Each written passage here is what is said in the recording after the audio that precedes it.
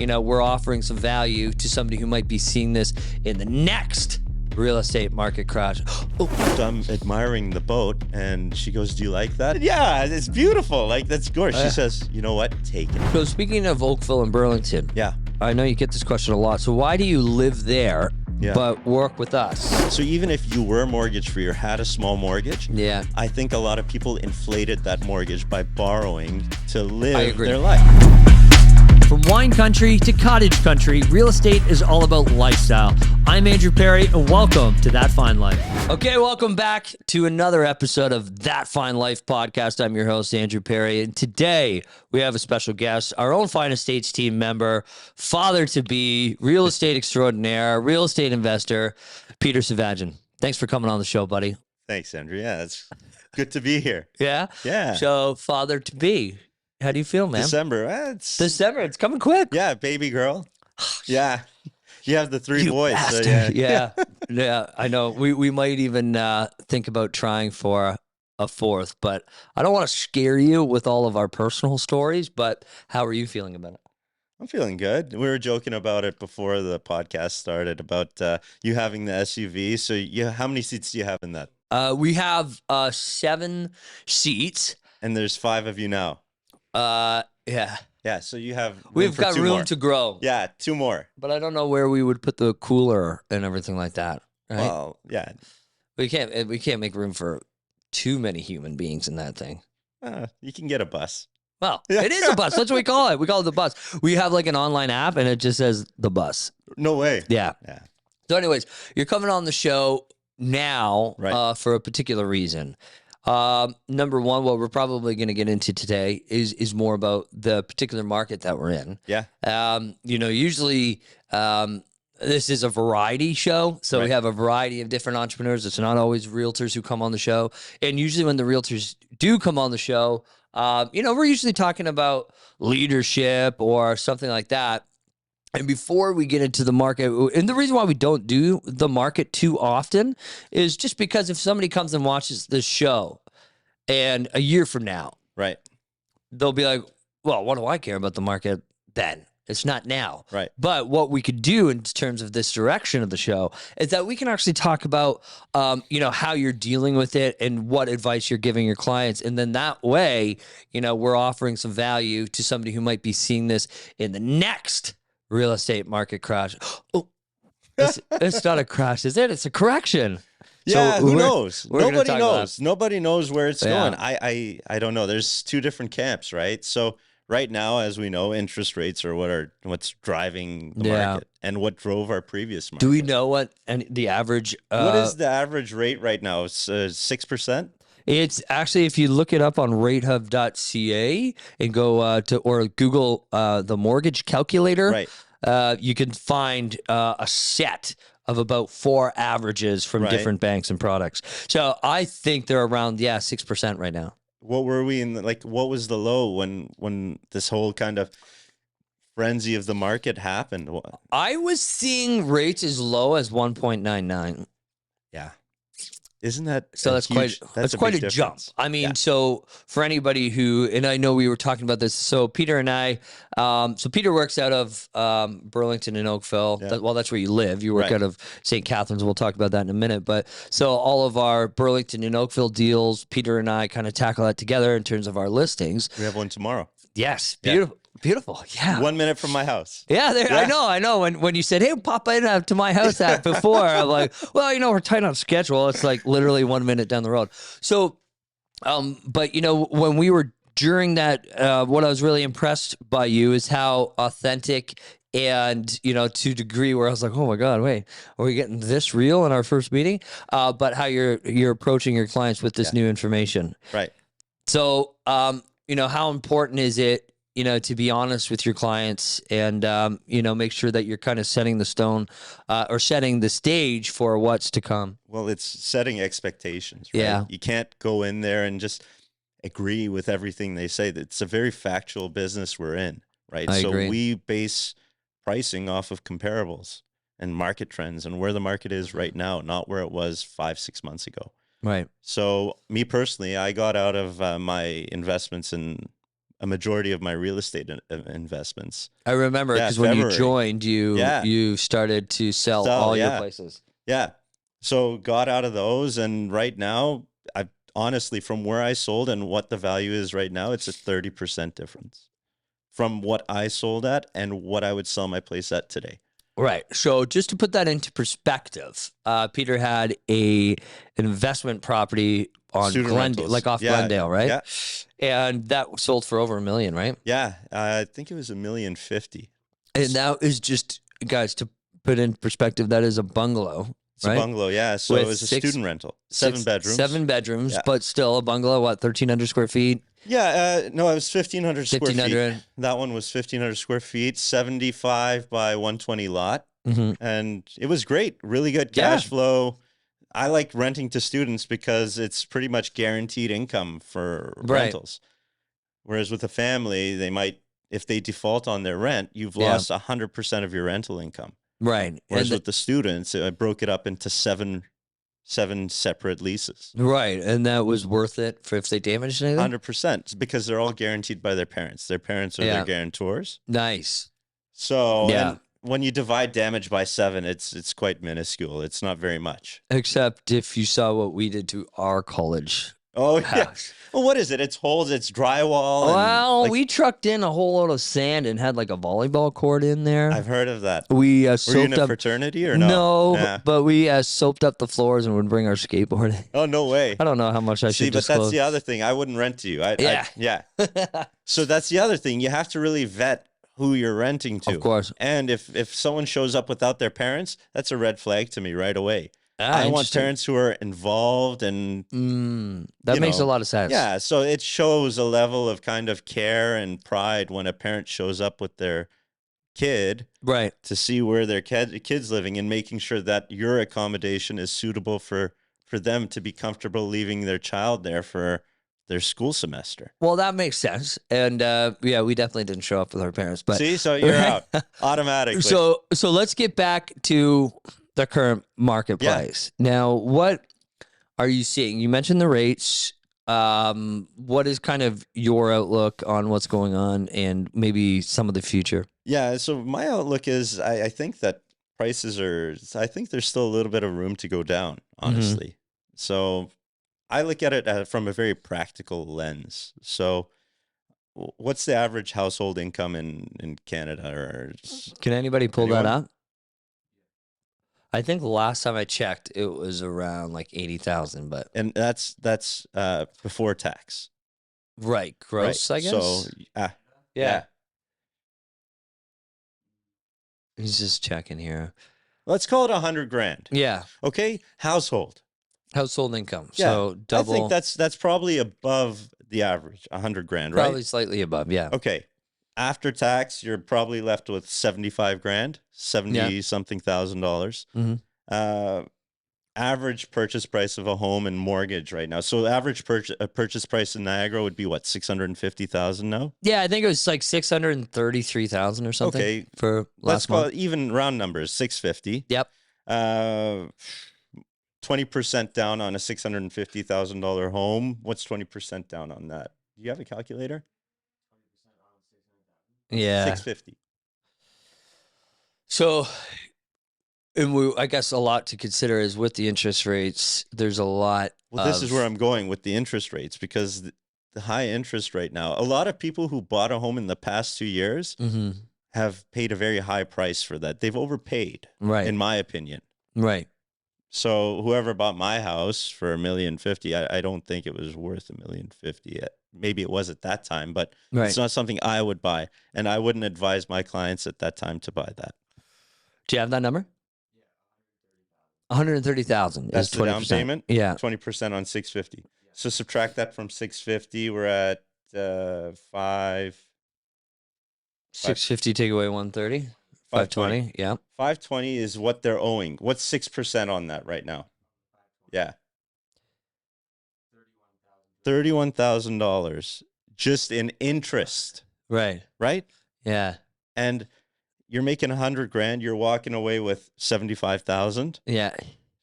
And what was the interest? 30. So yeah, so that's like more of So subtract that from your 75,000. that's almost about 50% of their total income. And then you have your property tax. Call it $5,000. Are you doing math? Yeah. Okay. Yeah.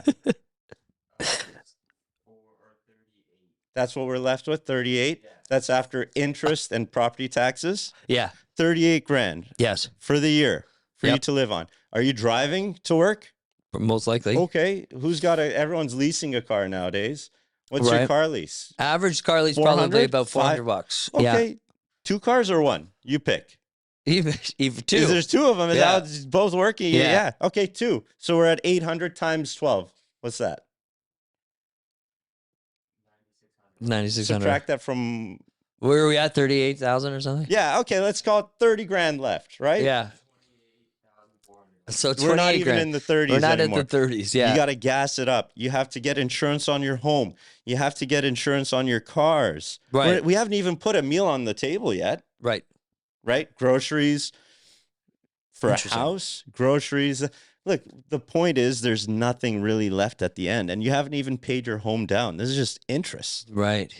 Right? So I just see it being not a sustainable situation that's going to put a lot of people in a very uncomfortable situation. So I can agree with that. For those who have purchased anywhere between, let's say, January 2022, so earlier this year, until about March.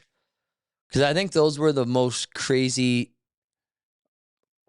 because what we're seeing, we don't know where this market is headed. Nobody knows. Right? But however, what we're seeing right now is that the numbers are very, very similar to this time last year. So we've lost an entire year of appreciation. Yeah. Of hyper appreciation, which of course was unsustainable anyways. Right. So, I mean, what I've been telling my clients, especially for the sellers, is that we need to be listing anywhere between, November 2019 to maybe summer of 2020. Right. That's your safest bet in order to get, eyes on the property and people through the door. Right now, there's a lot of people looking for opportunities. Mm-hmm. So even though, yes, the market's gone down, in the long term, I don't think you can ever lose if you're buying right. Well, if you're buying good, like quality real estate, mm-hmm. over a span of time, you won't lose it. It will always continue to hold its value, I think. Right. So I think what we've been seeing in terms of what you just said, in terms of buying something that maybe wasn't the smartest move, right. In terms of property location, overall condition, etc., is the fact that you have a lot of people that are selling from out of town. Right. So, hey, in Toronto, this would be a $2 million property. Right. Yeah, but it's not Toronto. That's the other problem. So let's just buy this for 1.5. When it's not even... Right. It wouldn't even be worth $1 million at that point. So I think a lot of the local buyers and locals here in our region, in Niagara here, they sat on the sidelines. They did. They absolutely did. They know this market. They're looking at things and they're just mind boggled at the prices. And like you said, to your point, it was a lot of Toronto buyers and agents that came in, and everything's a discount here compared to Toronto. Exactly. Right. So they didn't know the true value of it, and they were throwing out numbers that made sense in their mind. Right. And which is difficult, when you have no freaking clue about the outside market, and now you've got people that are in a really tough position. Right. Because a lot of investors do go variable. Well, this is the other thing. I think a lot of people recently, and it made sense. Look, a lot of people would go into the bank, and in the past 2 years, they were getting the advice, I think, to get a variable mortgage because it made sense. Yeah. Right? Yeah, I mean, it did make sense. So even if you went in with the mentality of wanting to get a fixed, you probably left with a variable. Right. Right? It just made sense at the time. Interesting. And the other thing that we're not really factoring in is people who refinanced. Yes. So we're coming out of COVID, right? Yeah. So a lot of people felt like they're kind of didn't have a chance to live their life for 2 Mhm. years. So a lot of people coming out of COVID said, okay, things I want to do. I want to live for the now. I don't want to live I don't want to live for the future. I want to live now because I want to nothing's travel. I want to travel. I want to get that car that I've always wanted. Yeah. I want to get it now. I want to get the boat. I want to get a cottage. I want to travel, like you said. Yeah. So what people did is, first of all, they had a lot of money saved up, but also people's value of their properties skyrocketed. Yeah. Right? So if you have equity in your home, why not take some equity out to get a rental property? Why not take equity out to get, I don't know, you want to get a car? Oh, I'll borrow against the house. No big deal. I think a lot of people did that. So even if you were mortgage free or had a small mortgage, I think a lot of people inflated that mortgage by borrowing to live their life. And that's where, because we refinanced, Right. but we didn't even come close to taking out as much as the equity that I felt would be that you a could. loss, right? So, for example, we bought at 670, right? Refied for $1 million, right? The house is easily worth 1.6, right?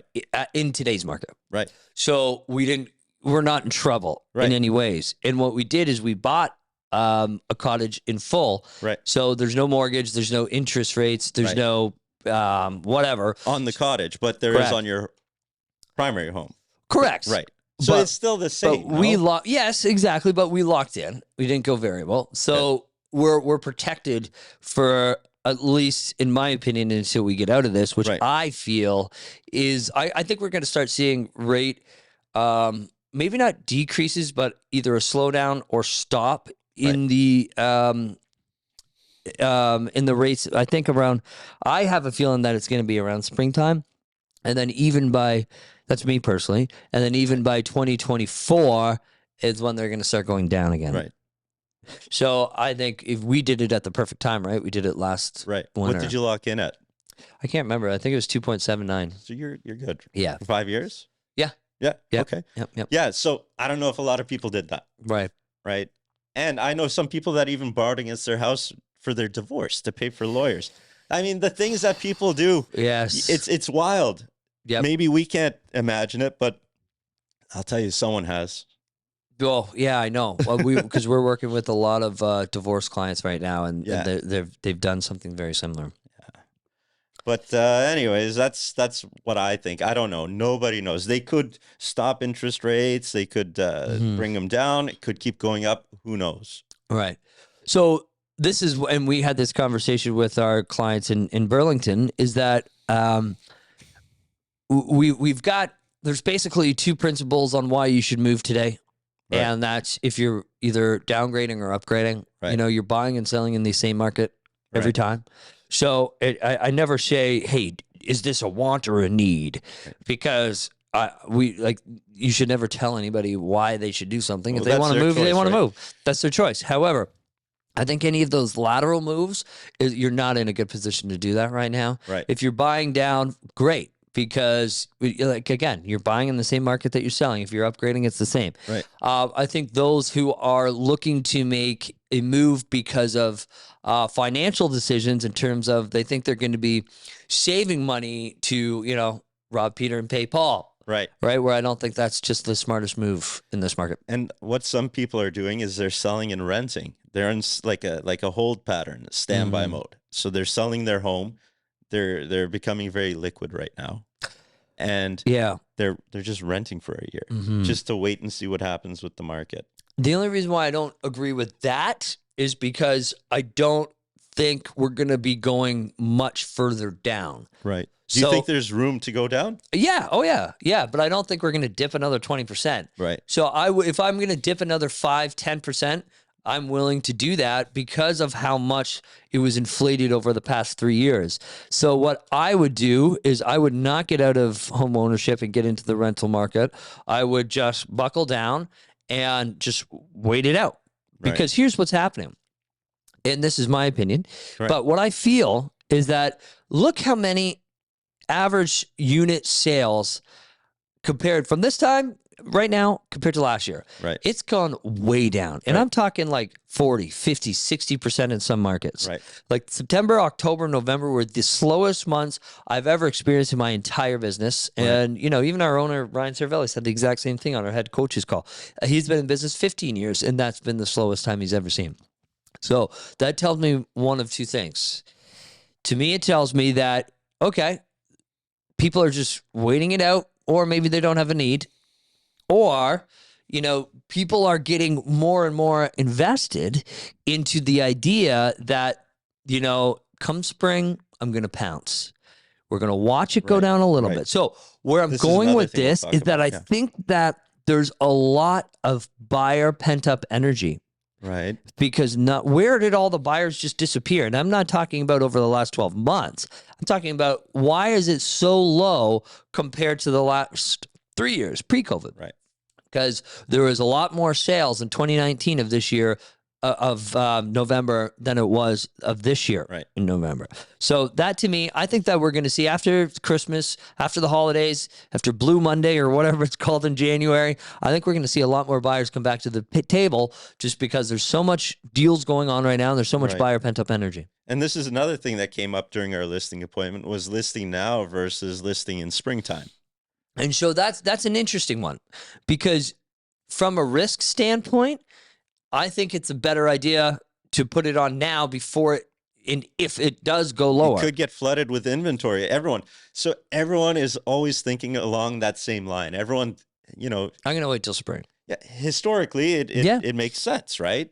But if there's no inventory right now and there is still demand, put it up now. Right. Why wait until spring when there's 10 homes just like yours that pop up? Right. Then some dummy goes and lists it for way under, and then it sets the market, right? That's the new benchmark. Why leave it up to chance? Well, I For did someone see that doesn't know what they're doing with their job, doesn't know how to price a property properly. Right. I did see a detached in Mississauga just recently. Somebody shared it. They listed at $999, sold for $1.785. This is like yesterday. Yeah, it happens. There was a house in Oakville. Look, if you're pricing your property right, it will go. Right. I mean, there was a $4 million home in Oakville. They priced it right.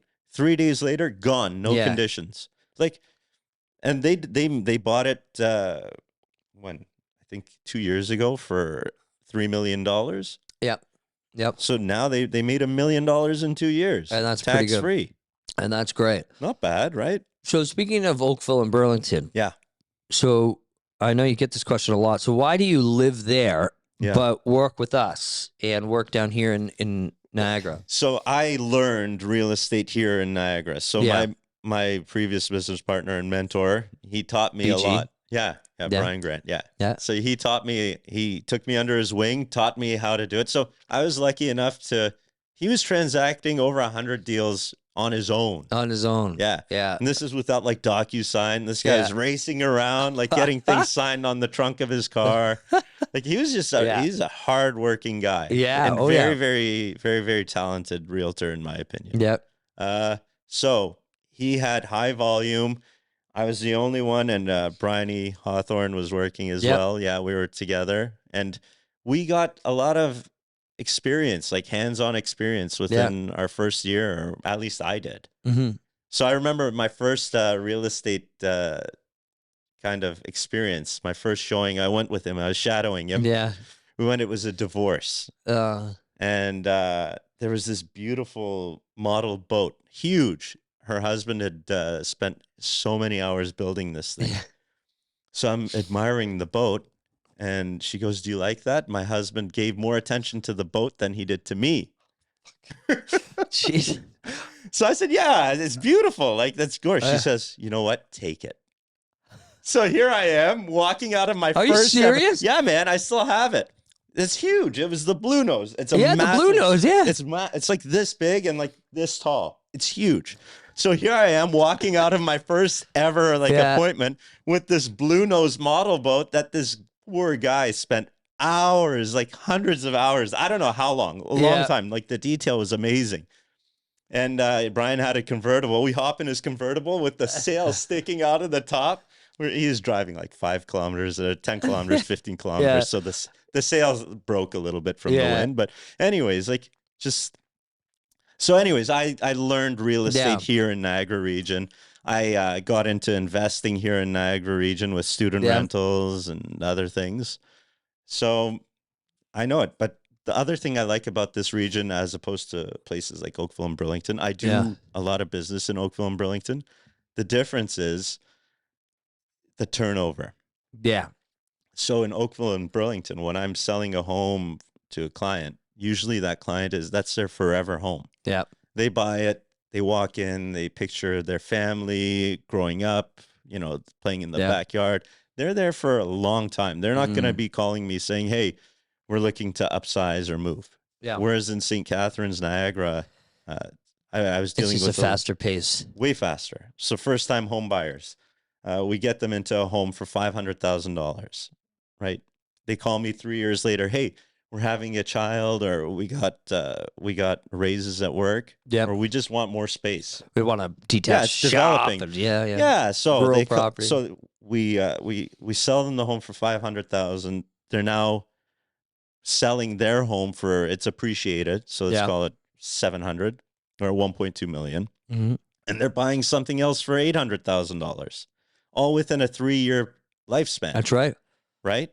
And they're referring their friends to me too, because if you do a good job, they say, hey, he did a really good job for me. This is the guy you have to call. And all their friends are in the same boat.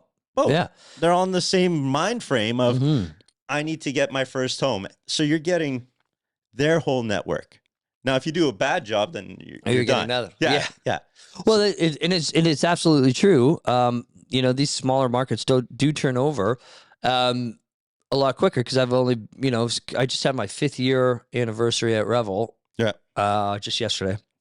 Congrats. And I was with Royal LePage, for a year before that. So that's 6 years now in the business. Wow. That's like me, same. And I don't have the numbers on me, of course, but I have transacted with the same core group of clients over, 2, 3, 4 times now. Right. And it's crazy, the turnover. Obviously we've experienced a couple of different booms, and, people flooding in from outside markets, driving up the prices, which force them to, sell their house, take advantage of it, and find something else. But you're absolutely right. And what I see about Oakville and Burlington is that because the prices are a lot higher and there's not a whole lot to choose from, that, people will just hang on to it until the right house pops up, the absolutely right one. But because the inventory is so low, and that's why you're still seeing multiple offers and $4 million houses sell there, because the inventory is so low. Right. So that's an interesting concept, and I think from a business standpoint, it makes a lot of sense. Well, and you tap into both, right? So it's nice. I'm lucky enough that I've learned both markets, and so I'm blessed for that. Yeah, absolutely. The other thing with inventory, right now, I think the cost of building is so high. Oh, it's crazy. It's insane. Yeah. So who's building right now? No, I mean, have people stopped building? No. You don't think? Well, not Niagara anyways, but you're talking Oakville. Well, some places, right? So anyways, or people are second guessing it. If someone had a piece of land, they're like, okay, let's not do this right now. Let's not develop that's true. it. That's very true, because we've had a couple of clients sell their properties here, Muskoka, a few other locations where, the quote they got for their house was $400,000. Right. 600. And now that new quote is updated to 1.2 million. And they're like, well, what the hell? It just makes sense to buy something that's already done now. It's cheaper. If you buy land and you factor in the cost of building, it doesn't make sense. You're not going to sell it for that. You're better off buying on the resale market. Yeah. Right. But this is also something that could drive real estate prices up, or at least maintain them, is I think inventory of new builds is going to be going down due to cost. Right. I agree. Borrowing money to build, they're not all cash. They're borrowing, they're financing it. Of course. Right? So those have gone up. Cost of materials gone up. Oh, wow. Look at this. Bringing him this guy is amazing, by the way. Bringing him a coffee. Yeah, like really one of the hardest working young men that I know. And his team is very, very good. Yeah. That's a shout. He's talking about Sam Mealy, by the way. But all the builds, I mean, there's not as many new builds coming up, but there's still a lot of immigration and more demand coming. That's right. And they love new homes.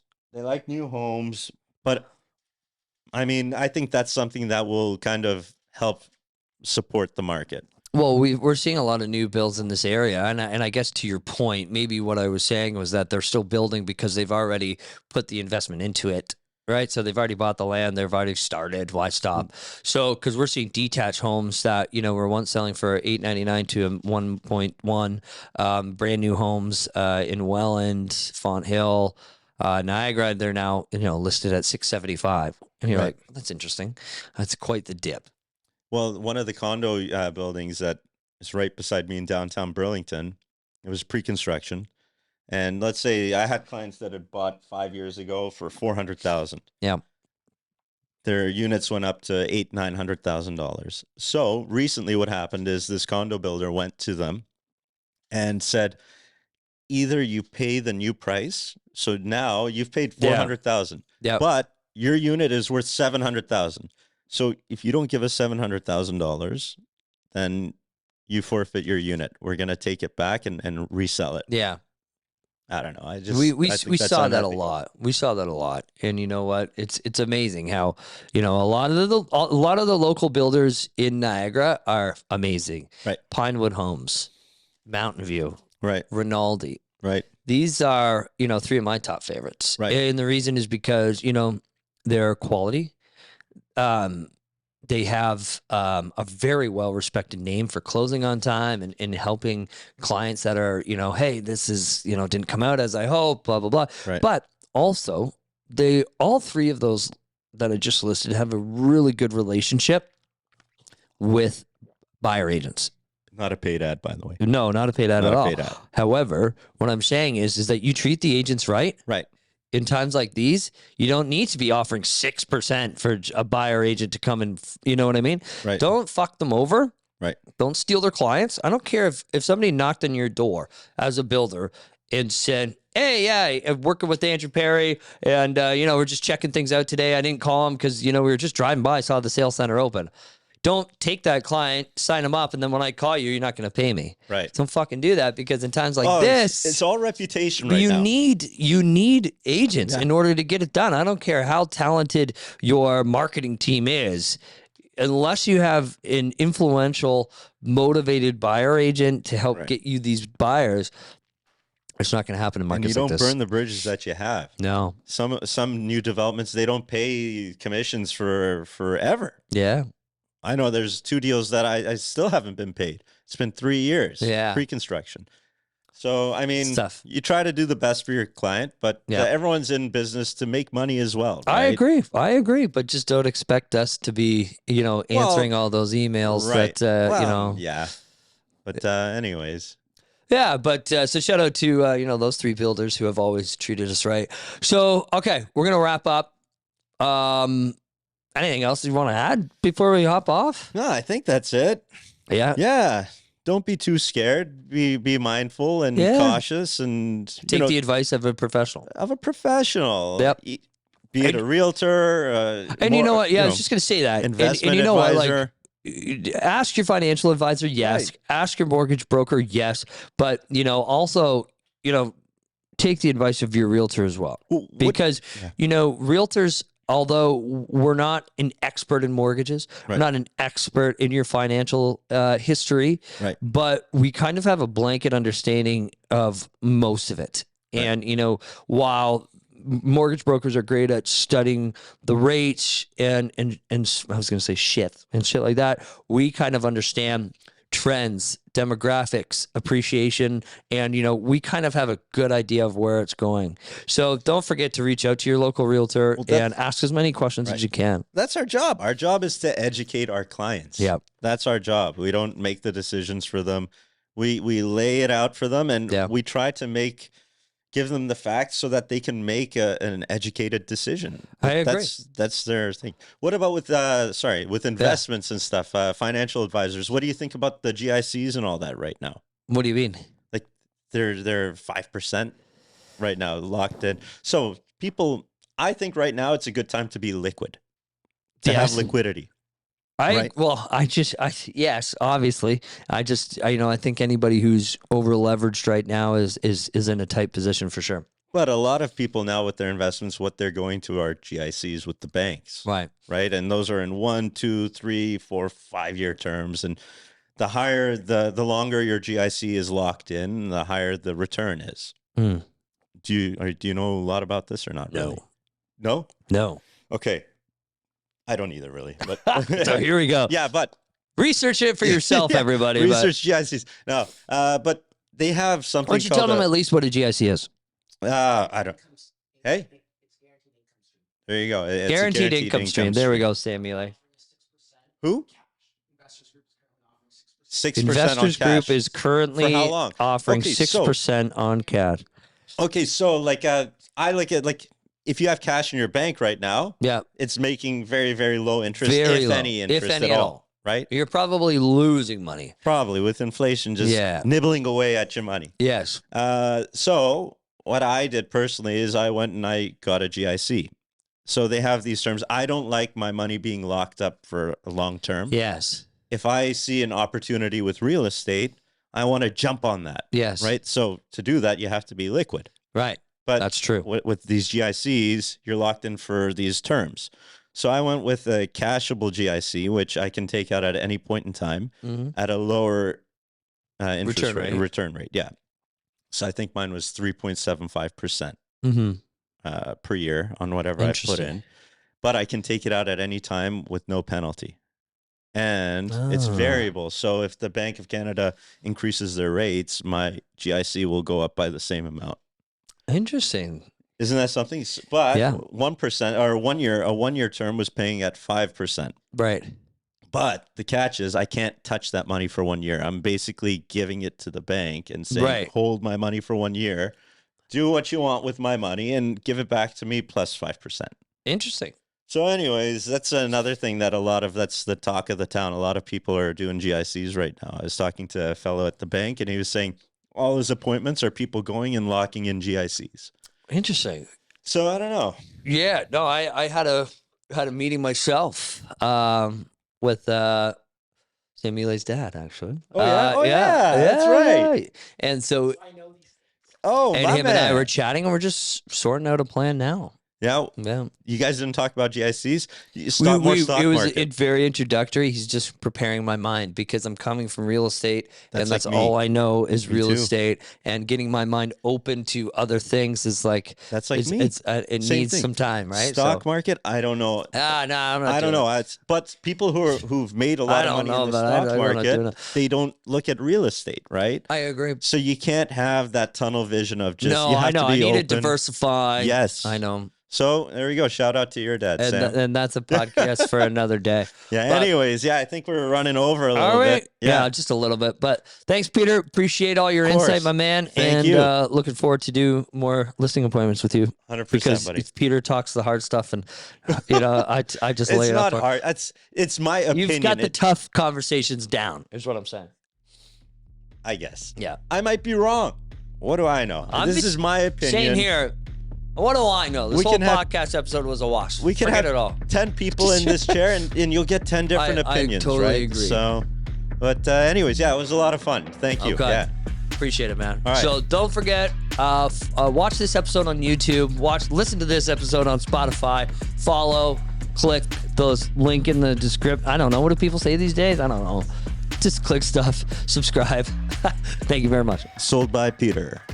I think, yeah. Follow him on Instagram. Yeah.